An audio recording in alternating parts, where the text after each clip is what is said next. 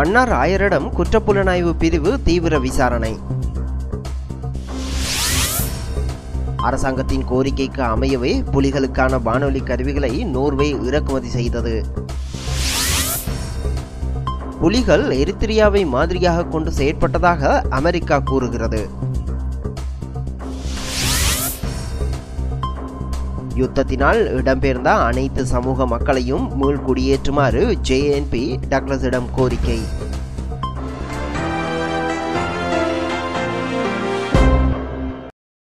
இனி விரிவான செய்திகள். மன்னாராயர் வணக்கத்திற்குரிய ராயப்பு ஜோசப் ஆண்டகியிடம் குற்றப்புலனாய்வு பிரிவினர் விசாரணை மேற்கொண்டுள்ளதாக போலீஸ் தலைமையகம் தெரிவித்துள்ளது. ஆஸ்திரேலியாவிற்கு படகு மூலம் சட்டவிரோதமாக செல்லும் புகலிட கோரிக்கையாளர்கள் நாடு கடத்தப்படுதல் தொடர்பில் ஆயரினால் தெரிவிக்கப்பட்ட கருத்துக்கள் தொடர்பிலேயே அவரிடம் பல கோணங்களில் விசாரிக்கப்பட்டதாக திணைக்களம் தெரிவித்துள்ளது. ஆஸ்திரேலியாவிலிருந்து அகதிகள் நாடு கடத்தப்படுதல் தொடர்பில் அவரினால் தெரிவிக்கப்பட்ட கருத்துக்கள் தொடர்பிலேயே அவரிடம் வாக்குமூலம் பெறப்பட்டுள்ளதாக போலீசார் மேலும் தெரிவித்துள்ளனர். அதேவேளை தமிழ் தேசிய மக்கள் முன்னணியின் தலைவரும் கைது செய்யப்பட்ட பல்கலைக்கழக மாணவர்களது விடுதலைக்காக போராடி வரும் அமைப்பினது முக்கிய செயற்பாட்டாளரும் முன்னாள் நாடாளுமன்ற அங்கத்தவருமான கஜேந்திரகுமார் பொன்னம்பலமும் பயங்கரவாத தடுப்பு பிரிவு விசாரணைக்கு அழைக்கப்பட்டுள்ளார். எதிர்வரும் 29ஆம் தேதி காலை 11 மணியளவில் நேரில் சமூகம் அளிக்குமாறு இவ்வழைப்பாணை விடுக்கப்பட்டுள்ளதாக தெரிய வருகிறது. எனினும் அவர் தற்போது நாட்டில் இல்லை என அவரது கட்சி தரப்பு தகவல்கள் தெரிவித்தன. ஏற்கனவே பல்கலைக்கழக மாணவர்கள் போராட்ட விகிதாசாரத்தில் தமிழ் தேசிய மக்கள் முன்னணியும் அதன் செயலாளருமான கஜேந்திரன் ஆகிய தரப்புகளின் பின்னணி இருப்பதாக கூறும் அனாமதேய சுவரொட்டிகள் தெற்கு பல்கலைக்கழகங்களில் முளைத்திருந்த நிலையில் இவ்விசாரணை அழைப்பு பல சந்தேகங்களை ஏற்படுத்தியுள்ளன. இலங்கை அரசாங்கத்தின் கோரிக்கைக்கு அமைய தமிழீழ விடுதலை புலிகளுக்காக வானொலி கருவிகளை நோர்வே அரசாங்கம் இறக்குமதி செய்ததாக விக்கிலீக்ஸ் தகவல் வெளியிட்டுள்ளது. இலங்கைக்கான அமெரிக்க தூதரக அதிகாரிகளினால் அந்நாட்டு இராஜாங்க திணைக்கள அதிகாரிகளுக்கு அனுப்பி வைக்கப்பட்ட குறிப்பில் இந்த விடயம் குறிப்பிடப்பட்டுள்ளது. 2003ஆம் ஆண்டு ஜனவரி 17ஆம் தேதி இந்த குறிப்பு வெளியிடப்பட்டுள்ளது. இலங்கை அரசாங்க சமாதான செயலகத்தின் கோரிக்கைக்கு அமையவே நோர்வே தமிழீழ விடுதலை புலிகளுக்கு வானொலி தொடர்பாடல் சாதன கருவிகளை இறக்குமதி செய்துள்ளது. அப்போதைய இலங்கைக்கான அமெரிக்க தூதுவர் ஆஸ்லி வீல்ஸ் மற்றும் பிரதி தூதுவர் லூயிஸ் அம்லிம் ஆகியோர் இந்த குறிப்பினை அனுப்பி வைத்துள்ளனர். இலங்கைக்கான நோர்வே தூதுவர் ஜான் வெஸ்பர்க் தமிழீழ விடுதலை புலிகளுக்கு வானொலி தொடர்பு சாதன கருவிகளை தெரிவித்து கொடுத்ததாக சிங்கள கடும்போக்கு கட்சிகள் குற்றம் சுமத்தியுள்ளன. எனவே நோர்வே தூதுவர் உடனடியாக நாட்டை விட்டு வெளியேற்றப்பட வேண்டும் என அவை கோரியிருந்தன. எனினும் இலங்கை சமாதான செயலகத்தின் கோரிக்கைக்கு அமையவே ராஜதந்திர அடிப்படையில் இந்த தொடர்பாடல் சாதனங்களை நோர்வே புலிகளுக்கு தெரிவித்து கொடுத்ததாக அமெரிக்க தூதரகம் அந்நாட்டு இராஜாங்க திணைக்களத்திற்கு அறிவித்துள்ளது. அப்போதைய இலங்கை ஜனாதிபதி சந்திரிகா பண்டாரநாயக்க குமாரதுங்கவிற்கும் நோர்வே அரசாங்கத்திற்கும் இடையிலான கடித தொடர்புகளை இதற்கான ஆதாரமாக அமெரிக்க தூதரகம் சுட்டிக்காட்டியுள்ளது.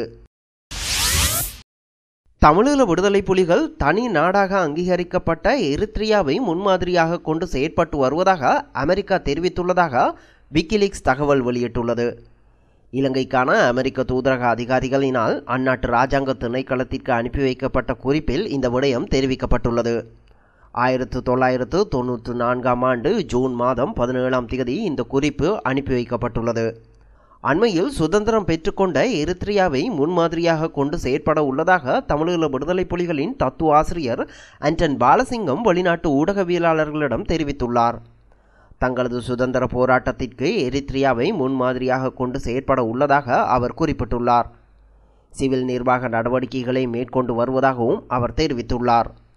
பாடசாலைகள், வைத்தியசாலைகள் போன்றவற்றின் நிர்வாகம் மற்றும் உணவு விநியோகம் ஆகியவற்றை அரசாங்கம் மேற்கொண்டு வருவதாக வெளிநாட்டு ஊடகவியலாளர் ஒருவர் ஆண்டன் பாலசிங்கத்திடம் கேள்வி எழுப்பியுள்ளார். அந்த நடவடிக்கைகளை மேற்கொள்ள முடியாத காரணத்தினால் அதனை அரசாங்கம் மேற்கொள்ள அனுமதி அளிக்கப்பட்டுள்ளது. புலிகள் எரித்திரியாவை மாதிரியாக கொண்டு இயங்க முயற்சிக்கின்றனர் என அமெரிக்க தூதரகம் தெரிவித்துள்ளது. எனினும் அடிஸ் அபபாவின் மத்திய அரசாங்கம் வீழ்ச்சியடைந்ததை தொடர்ந்தே எரித்திரியா சுதந்திர பிரகடனம் செய்தது.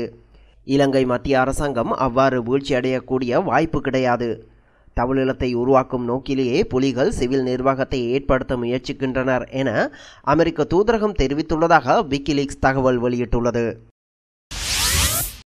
யுத்தம் காரணமாக இடம்பெயர்ந்த அனைத்து இன சமூக மக்களையும் மீள்குடியேற்றுமாறு ஜேஎன்பி கட்சி அமைச்சர் டக்ளஸ் தேவானந்தாவிடம் கோரியுள்ளது.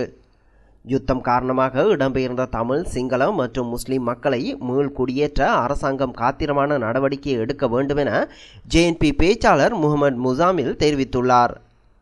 யுத்தம் இடம்பெற்ற காலத்தில் வடக்கு கிழக்கிலிருந்து வெளியேறி சென்றவர்கள் மீளவும் சொந்த இடங்களில் மீள்குடியேற்ற நடவடிக்கை எடுக்க வேண்டுமென அவர் வலியுறுத்தியுள்ளார். யாழ்ப்பாணத்தில் இருந்த முஸ்லிம்களை தமிழீழ விடுதலை புலிகள் விரட்டி அடித்ததாக அவர் குறிப்பிட்டுள்ளார்.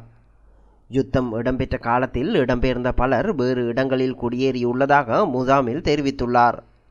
இவ்வாறு இடம்பெயர்ந்து வாழும் மக்களை மீள குடியேற்ற இபிடிபி தலைவர் டக்ளஸ் தேவானந்தா நடவடிக்கை எடுக்க வேண்டுமென அவர் கோரிக்கை விடுத்துள்ளார். பிரதம நீதியரசர் சிராணி பண்டாரநாயக்கவிற்கு எதிரான நம்பிக்கையில்லா தீர்மானம் குறித்த குற்றச்சாட்டுகள் தொடர்பில் புதிதாக விசாரணை நடத்த வேண்டுமென தமிழ் தேசிய கூட்டமைப்பு வலியுறுத்தியுள்ளது. பாராளுமன்றத்தை ஒத்திவைப்பதன் மூலம் பாராளுமன்ற தெரிவுக்குழு விசாரணைகளை ரத்து செய்ய முடியும் என தமிழ் தேசிய கூட்டமைப்பின் பாராளுமன்ற உறுப்பினர் எம்.ஏ. சுமந்திரன் தெரிவித்துள்ளார். பாராளுமன்ற தெரிவுக்குழுவின் விசாரணைகளுக்கு பரவலான எதிர்ப்பு வெளியிடப்பட்டு வருவதாகவும் இதனால் புதிதான விசாரணை நடத்தப்பட வேண்டும் எனவும் அவர் சுட்டிக்காட்டியுள்ளார். சபாநாயகர் மற்றும் பாராளுமன்ற தெரிவுக்குழு உறுப்பினர்களுக்கு மேன்முறையீட்டு நீதிமன்றம் அழைப்பாணை பிறப்பிக்கவில்லை எனவும் பிரதம நீதியரசரின் மனு தொடர்பில் அறிவித்ததாகவும் அவர் தெரிவித்துள்ளார். மேன்முறையீட்டு நீதிமன்ற விசாரணைகளுக்கு பாராளுமன்ற தெரிவுக்குழு உறுப்பினர்கள் சமூகம் அளிக்காவிட்டால் எவ்வித சட்ட சிக்கல்களும் ஏற்பட போவதில்லை என அவர் குறிப்பிட்டுள்ளார். எனினும் விசாரணைகளில் கலந்து கொள்வது மிகவும் உசிதமானதாக அமையும் என அவர் சுட்டிக்காட்டியுள்ளார். விசாரணைகளை தடுத்து நிறுத்துமாறு கோரும் அதிகாரம் எவருக்கும் கிடையாது எனவும் குற்றச்சாட்டுகள் தொடர்பில் விசாரணை நடத்தப்பட வேண்டும் எனவும் அவர் தெரிவித்துள்ளார். சுயாதீனமான பொறிமுறை ஒன்றின் மூலம் குற்றச்சாட்டுகள் தொடர்பிலான விசாரணைகள் நடத்தப்பட வேண்டும் எனவும் அவர் வலியுறுத்தியுள்ளார். பாராளுமன்ற அமர்வுகளின் போது பிரதம நீதியரசருக்கு எதிரான நம்பிக்கையில்லா தீர்மானம் குறித்து அரசாங்கம் விவாதம் நடத்தாமல் இருக்கக்கூடும் என சுமந்திரன் தெரிவித்துள்ளார். பாராளுமன்ற அமர்வுகளை ஒத்திவைக்குமாறு இடதுசாரி கட்சிகளின் சிரேஷ்ட அமைச்சர்களான வாசுதேவ நாணயக்கார, டிவ் குணசேகர, திஸ்ஸ விதாரண போன்றோரும் கோரிக்கை விடுத்துள்ளமை குறிப்பிடத்தக்கது. பிரித்தானிய குடியுரிமையுடைய கைதிகளை அந்நாட்டு சிறைகளுக்கு அனுப்பி வைக்குமாறு தமிழ் தேசிய கூட்டமைப்பின் பாராளுமன்ற உறுப்பினர் சுரேஷ் பிரேமச்சந்திரன் கோரிக்கை விடுத்துள்ளார். இலங்கை சிறைகளில் கைது செய்யப்பட்டு தடுத்து வைக்கப்பட்டுள்ள பிரித்தானிய குடியுரிமையுடைய சிறை கைதிகளை அந்நாட்டு சிறைச்சாலைகளுக்கு மாற்ற நடவடிக்கை எடுக்க வேண்டும் என அவர் தெரிவித்துள்ளார். நீதி அமைச்சர் ரவுஃப் ஹக்கீமிடம் சுரேஷ் பிரேமச்சந்திரன் இந்த கோரிக்கையை முன்வைத்துள்ளார். சில காலங்களுக்கு முன்னதாக பயங்கரவாத தடை சட்டம் மற்றும் அவசரகால சட்டத்தின் கீழ் கைது செய்யப்பட்ட பிரித்தானிய குடியுரிமையுடைய தமிழ் கைதிகளின் சார்பில் அவர் இந்த கோரிக்கையை விடுத்துள்ளார். 1995ஆம் ஆண்டு பிரித்தானியாவுடன் கைச்சாத்திடப்பட்ட ஒப்பந்தத்தின் அடிப்படையில் பிரித்தானிய குடியுரிமையுடைய கைதிகளை அந்நாட்டுக்கு பரிமாற்றம் செய்ய முடியும் என அவர் மேலும் தெரிவித்துள்ளார். தமிழீழ விடுதலை புலிகளுடன் தொடர்புகளை பேணிய குற்றச்சாட்டுகளின் அடிப்படையில் குறித்த பிரித்தானிய பிரஜைகளுக்கு தண்டனை மற்றும் தடுப்பு காவல் உத்தரவுகள் பிறப்பிக்கப்பட்டுள்ளன. இதேவேளை இந்த விவகாரம் குறித்து பிரித்தானிய வெளிவிவகார அமைச்சு கோரிக்கை விடுத்தால் அது குறித்து கவனம் செலுத்த முடியும் என நீதி அமைச்சர் ரவுஃப் ஹக்கீம் தெரிவித்துள்ளார். இலங்கை சிறைச்சாலைகளின் நிலைமைகள் திருப்தி அடையக்கூடிய வகையில் இல்லை என தடுத்து வைக்கப்பட்டுள்ள பிரித்தானிய பிரஜைகளின் பெற்றோர்கள் தெரிவித்துள்ளனர். பயங்கரவாத விசாரணை பிரிவினர் தம்மிடம் நடத்திய விசாரணைகளில் விடுதலை புலிகளின் தலைவர் வேலுப்பிள்ளை பிரபாகரன் பற்றிய கேள்விகள் எவையும் எழுப்பப்படவில்லை எனவும் அவர் உயிருடன் இருக்கிறாரா இல்லையா என்பது பற்றிய எந்த கலந்துரையாடலும் நடத்தப்படவில்லை எனவும் யாழ்ப்பாண பல்கலைக்கழகத்தைச் சேர்ந்த மாணவர்கள் தெரிவித்துள்ளனர். அண்மையில் யாழ் பல்கலைக்கழக நிர்வாகத்தினர் விரிவுரையாளர்கள், பேராசிரியர்கள் மற்றும் மாணவர்களின் பெற்றோரை பலாலி படை தலைமையகத்திற்கு அழைத்து பேசிய யாழ் மாவட்ட கட்டளை தளபதியின் கருத்துக்கு பதிலளிக்கும் வகையில் மாணவர்கள் தமது நிலைமையை விளக்கியுள்ளனர். வெலிக்கந்த புனர்வாழ் முகாமில் தடுத்து வைக்கப்பட்டுள்ள 4 மாணவர்களில் சிலர் தலைவர் பிரபாகரன் இன்னமும் உயிருடன் இருக்கிறார் என நம்பிக்கொண்டு இருக்கின்றனர் என கட்டளை தளபதி மேஜர் ஜெனரல் மஹிந்த ஹத்துருசிங்க தெரிவித்திருந்தார். பிரபாகரன் இருக்கிறார், தமிழீழம் கிடைக்கும் என்ற கொள்கைகளையே இன்னமும் அந்த 4 மாணவர்களும் பின்பற்றுகின்றனர். அதனை அவர்களை மறுக்கச் சொல்லுங்கள். அப்படியானால் விரைவில் விடுதலை ஆவார்கள்.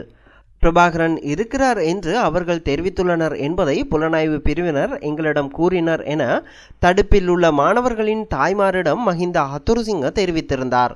இந்த நிலையில் புனர்வாழ் முகாமில் உள்ள 4 மாணவர்களையும் யாழ் பல்கலைக்கழக பீடாதிபதிகள் சிலரும் விரிவுரையாளர்களும் நேற்று சென்று பார்வையிட்டனர். தலைவர் பிரபாகரன் பற்றி தம்மிடம் விசாரணை ஏதும் நடத்தப்படவில்லை என்று அப்போது மாணவர்கள் பீடாதிபதிகளிடம் தெரிவித்துள்ளனர். விஞ்ஞான பீடாதிபதி பேராசிரியர் கந்தசாமி, கலை பீடாதிபதி பேராசிரியர் VP சிவநாதன், முகாமைத்துவ பதில் பீடாதிபதி திருமதி அலோசியஸ், பேராசிரியர் மாணிக்க வாசகர், மூத்த விரிவுரையாளர் S தேவரஞ்சனி ஆகியோர் மாணவர்களை சந்தித்து பேசினர். அவர்களுடன் மாணவர்களின் பெற்றோர்களும் சென்றிருந்தனர். தமது விரிவான விடுதலையை எதிர்பார்த்து தாம் காத்திருப்பதாக மாணவர்கள் தெரிவித்துள்ளனர். கொழும்பு மேலிடத்தில் உத்தரவு கிடைத்தால் அவர்களை விடுவித்து விடுவோம் என்று பேராசிரியர்களிடம் முகாம் அதிகாரிகள் தெரிவித்துள்ளனர். பல்கலைக்கழக மாணவர் ஒன்றிய தலைவரான பவனானந்தன், அதன் செயலாளர் தர்ஷானந்த், ஒன்றிய உறுப்பினர்களான ஜெனமே ஜெயந்த், S சொலமன் ஆகியோர் நவம்பர் மாத இறுதியில் கைது செய்யப்பட்டு பயங்கரவாத தடுப்பு சட்டத்தின் கீழ் புனர்வாழ் முகாமில் தடுத்து வைக்கப்பட்டுள்ளனர். அவர்களுக்கு உணவு மற்றும் படிப்பதற்கான புத்தகங்கள் கொடுப்பதற்கு நேற்று அனுமதிக்கப்பட்டதாக உறவினர்கள் தெரிவித்துள்ளனர். இத்துடன் செய்திகள் நிறைவடைந்தன. விரிவான செய்திகளுக்கு globaltamilnews.net எனும் இணையத்தை பார்வையிடுங்கள். வணக்கம்.